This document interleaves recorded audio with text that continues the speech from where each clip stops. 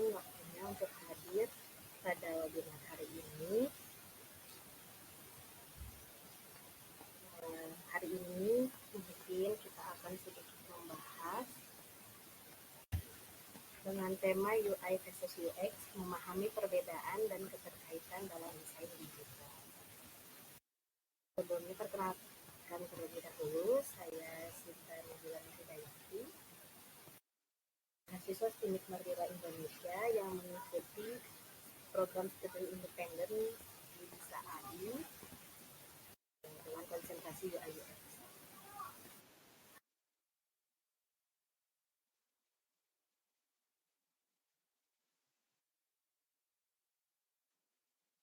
Pembahasan pada hari ini yaitu ada pengetahuan, ada user interface, user experience, perbedaan utama UI dan UX, keterkaitan antara UI dan UX, proses desain yang mengintegrasikan UI dan UX, karir di bidang UI dan UX, dan tips untuk pemula. Pada pendahuluan ada pengertian dari user interface, visual interaktif dari sebuah produk digital yang dilihat dan digunakan langsung oleh pengguna. Dengan kata lain, contoh simpelnya itu UI itu ketika kita membuat aplikasi, maka tampilan yang muncul pada aplikasi tersebut itu disebut dengan user interface atau UI. Selanjutnya ada UX atau user experience, yaitu mencakup keseluruhan pengalaman dan perasaan pengguna saat berinteraksi dengan produk, termasuk sebelum, selama, dan setelah penggunaan. Dengan kata lain, contoh mudahnya yaitu ketika kita sudah melihat dan mengetahui bagaimana tampilan dari aplikasi, kita ambil contoh sebuah e-commerce atau Shopee. Nah, UX itu pengalaman kita ketika menggunakannya. Contohnya ketika kita memesan nih, memesannya bagaimana dan apa menurut kita itu efektif dan efisien atau seperti apa.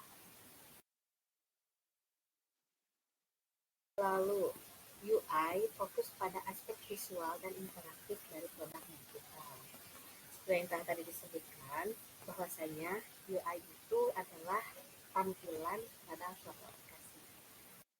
Biasanya sih elemen-elemen UI. Yang pertama ada tombol dan menu. Yang kedua ada icon dan simbol. Ketiga tipografi dan warna, atau bisa disebut juga dengan fitur teks yang ada pada aplikasi tersebut. Dan warna yang harus ada itu harus seefisien dan seserasi mungkin. Lalu ada layout dan grid. Yang terakhir bentuk dan gambar. UI itu mempunyai prinsip-prinsip tersendiri. Prinsip yang pertama itu konsistensi. Maksudnya, menggunakan elemen yang serupa untuk tugas yang serupa. Kalau hierarki visual, mengatur elemen berdasarkan kepentingannya. Kalau feedback, memberikan respons visual terhadap tindakan pengguna. Yang terakhir ada precision, yaitu menjaga antarmuka tetap sederhana dan tentunya mudah dipahami. User experience atau UX mencakup semua aspek interaksi pengguna dengan produk atau layanan.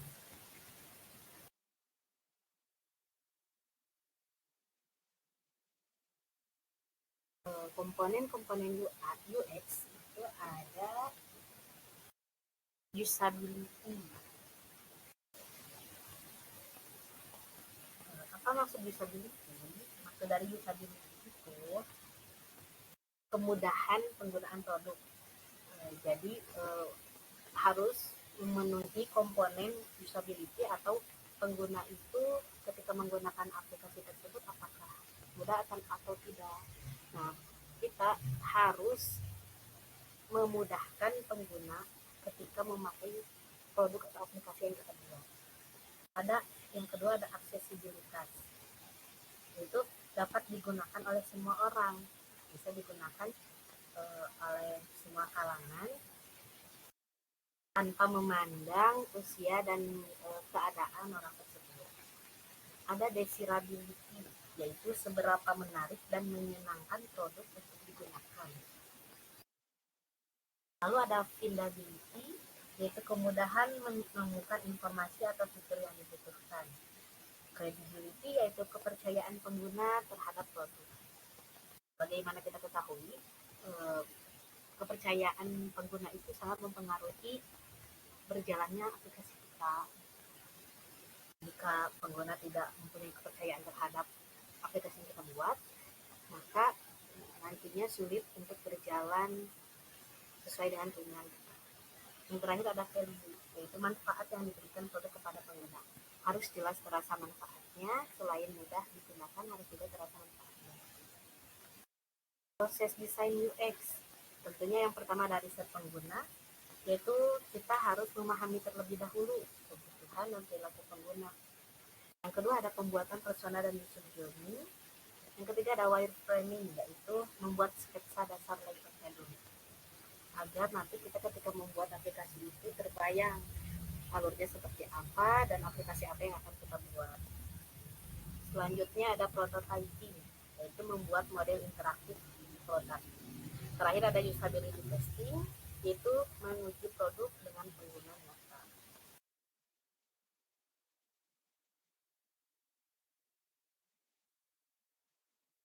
Apa saja sih karir di bidang UI dan UX? Nah, yang pertama itu ada UI designer. Kalau UI designer itu fokus pada aspek visual dan interaktif. Yang kedua juga ada UX designer, yaitu fokus pada riset, testing, dan overall usability. Selain itu ada juga gabungan, yaitu UI dan UX designer, dan yang banyak juga yang lainnya bisa teman-teman cari di internet, namun saya hanya memasukkan dua saja. Selanjutnya ada perbedaan utama UI dan UX. Kalau dalam segi fokus, UI itu lebih ke aspek visualnya dan interaktif. Kalau UX, keseluruhan pengalaman dan kepuasan pengguna. Untuk ruang lingkup, UI itu spesifik pada antarmuka yang dapat dilihat dan dapat disentuh. Kalau UX lebih luas, mencakup semua aspek interaksi pengguna dengan produk atau perusahaan. Tahapan dalam proses desain. Kalau UI biasanya terlibat lebih banyak di tahap akhir seperti visual design, micro interaction. Kalau UX terlibat dari awal hingga akhir proses. Seperti yang tadi dijelaskan, ada riset, lalu ketika riset kita melakukan testing, yang terakhir ada iterasi. Nah, keterampilan yang harus dibutuhkan seorang UI yaitu desain grafis, teori warna, tipografi, software design. Untuk UX yaitu riset pengguna, analisis data, psikologi, arsitektur, informasi.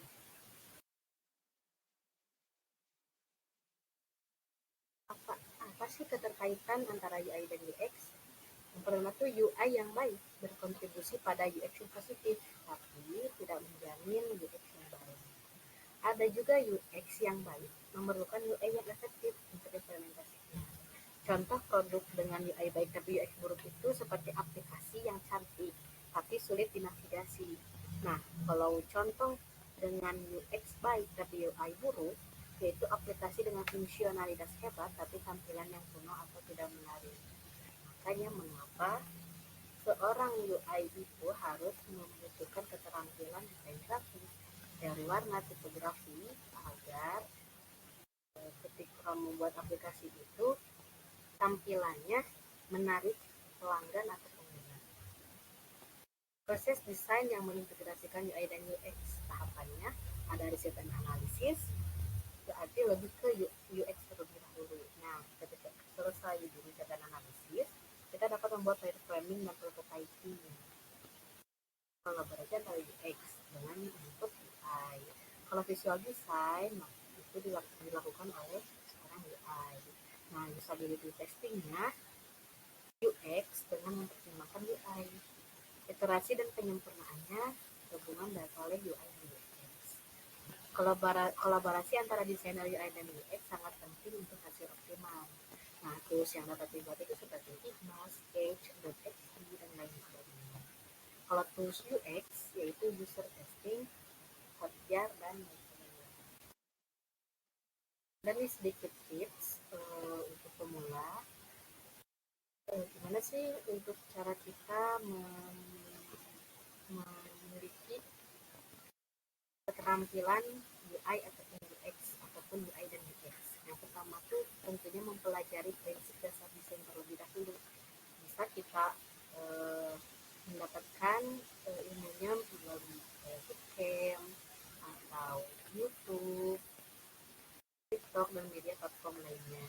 Atau bisa juga kita dapatkan ketika kita belajar di bangku kuliah.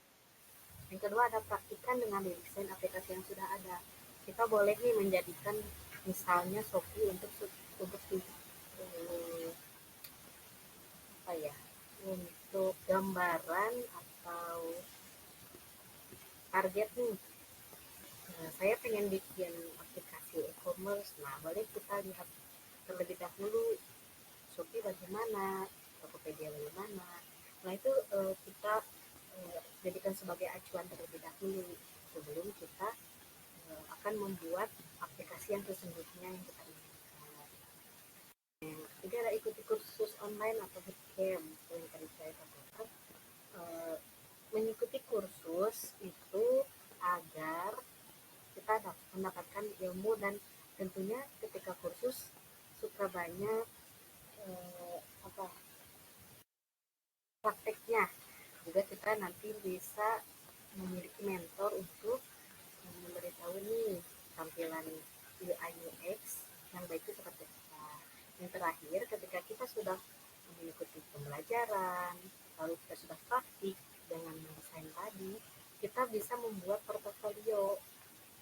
Portofolio kalau di Bisa AI itu kita ada kalau di platform Bisa AI itu kita ada khusus menu portofolio. Kita bisa membuat portofolio dari hasil studi kita sendiri.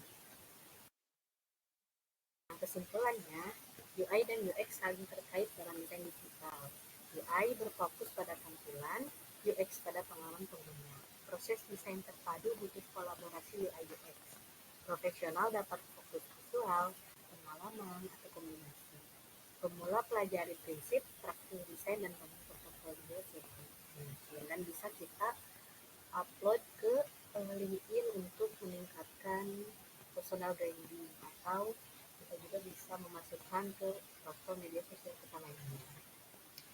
Mungkin sekian materi yang dapat saya sampaikan. Jika rekan-rekan lain yang tanyakan boleh mungkin kolom chat.